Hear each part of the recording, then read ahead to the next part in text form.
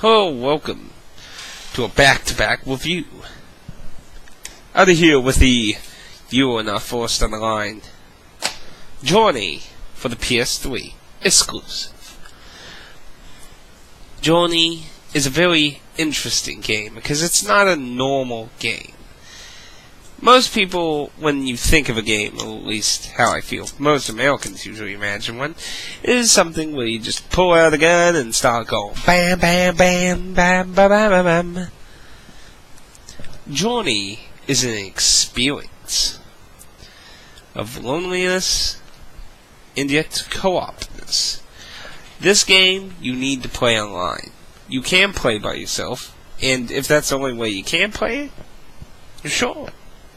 But I honestly highly recommend playing with someone, because, especially the first time, you should really experience with someone. But don't rush your game if that person's rushing.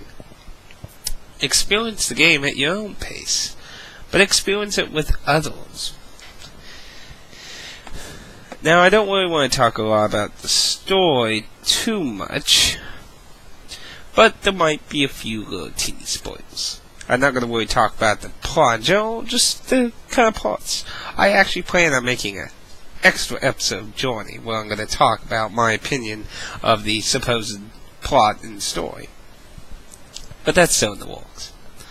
But anyway, you start out in the desert. Nothing. But then you'll view a hill with two tombs with scarfs on them. You head for it, and you'll gain your first open view of the world beyond. Journey is a game of real experience, but it's basically a puzzle game.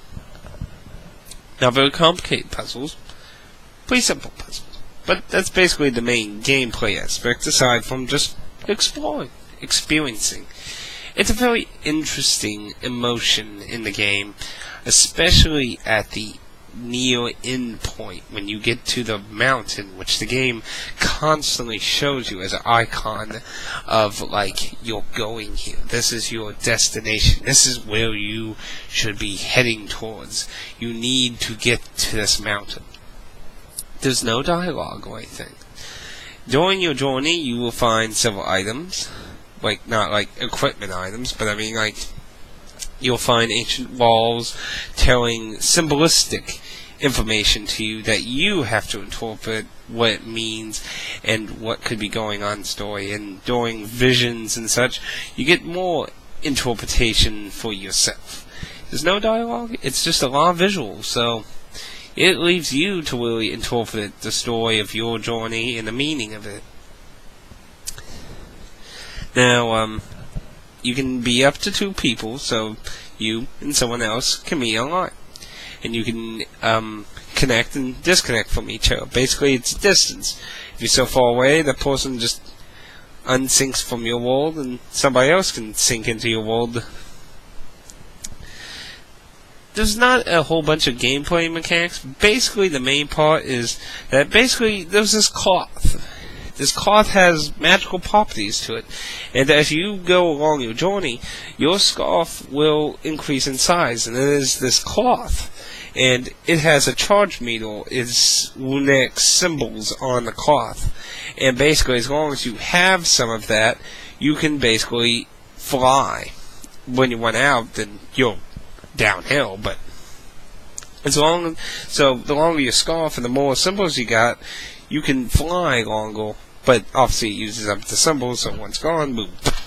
And you have to recharge it by interacting with this kind of cloth. And that's really a lot of the puzzle aspect, is just fleeing cloth. There's a stealth part of the game, but I don't want to ruin that. Journey up the mountain and beyond. But what is beyond the mountain? Well, you'll have to go on your own journey to find that part.